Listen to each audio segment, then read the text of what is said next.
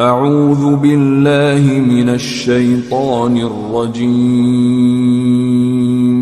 بسم اللہ الرحمن الرحیم۔ رسول کریم صلی اللہ علیہ وسلم نے فرمایا، قسم ہے اس ذات کی جس کے ہاتھ میں میری جان ہے، تم میں سے کوئی بھی ایماندار نہ ہوگا جب تک میں اس کے والد اور اولاد سے بھی زیادہ اس کا محبوب نہ بن جاؤں۔ صحیح بخاری حدیث نمبر 14۔ حضرت صلی اللہ علیہ وسلم نے فرمایا، تم میں سے کوئی شخص ایماندار نہ ہوگا جب تک اس کے والد اور اس کی اولاد اور تمام لوگوں سے زیادہ اس کے دل میں میری محبت نہ ہو جائے۔ صحیح بخاری حدیث نمبر 15۔ نبی کریم صلی اللہ علیہ وآلہ وسلم نے فرمایا، 3 خصلتیں ایسی ہیں کہ جس میں یہ پیدا ہو جائیں اس نے ایمان کی مٹھاس کو پا لیا۔ اول یہ کہ اللہ اور اس کا رسول اس کے نزدیک سب سے زیادہ محبوب بن جائیں۔ دوسرے یہ کہ وہ کسی انسان سے محض اللہ کی رضا کے لیے محبت رکھے۔ تیسرے یہ کہ وہ کفر میں واپس لوٹنے کو ایسا برا جانے جیسا کہ آگ میں ڈالے جانے کو برا جانتا ہے۔ صحیح بخاری حدیث نمبر 16۔ حضور اکرم صلی اللہ علیہ وآلہ وسلم نے فرمایا، انصار سے محبت رکھنا ایمان کی نشانی ہے اور انصار سے کینہ رکھنا نفاق کی نشانی ہے۔ صحیح بخاری حدیث نمبر 17۔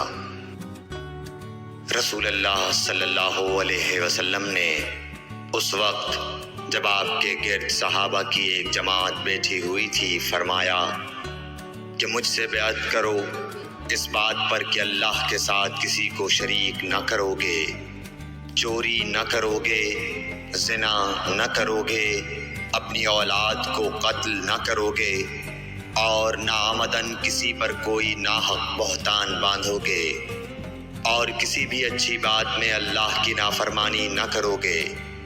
جو کوئی تم میں اس عہد کو پورا کرے گا تو اس کا ثواب اللہ کے ذمے ہے، اور جو کوئی ان بری باتوں میں سے کسی کا ارتکاب کرے اور اسے دنیا میں اسلامی قانون کے تحت سزا دے دی گئی تو یہ سزا اس کے گناہوں کے لیے بدلہ ہو جائے گی، اور جو کوئی ان میں سے کسی بات میں مبتلا ہو گیا اور اللہ نے اس کے گناہ کو چھپا لیا تو پھر اس کا معاملہ اللہ کے حوالے ہے، اگر چاہے معاف کرے اور اگر چاہے سزا دے دے۔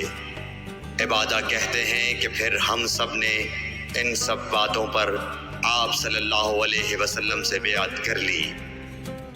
صحیح بخاری حدیث نمبر 18۔ رسول اللہ صلی اللہ علیہ وسلم نے فرمایا، وہ وقت قریب ہے جب مسلمان کا سب سے عمدہ مال اس کی بکریاں ہوں گی، جن کے پیچھے وہ پہاڑوں کی چوٹیوں اور برساتی وادیوں میں اپنے دین کو بچانے کے لیے بھاگ جائے گا۔ صحیح بخاری حدیث نمبر 19۔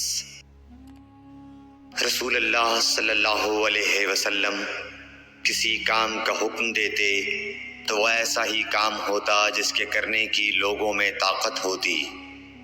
اس پر صحابہ کرام نے عرض کیا کہ یا رسول اللہ، ہم لوگ تو آپ جیسے نہیں ہیں، آپ تو معصوم ہیں اور آپ کی اللہ پاک نے اگلی پچھلی سب لغزشیں معاف فرما دی ہیں، اس لیے ہمیں اپنے سے کچھ زیادہ عبادت کرنے کا حکم فرمائیے۔ یہ سن کر آپ ناراض ہوئے، حتیٰ کہ خفگی آپ کے چہرہ مبارک سے ظاہر ہونے لگی۔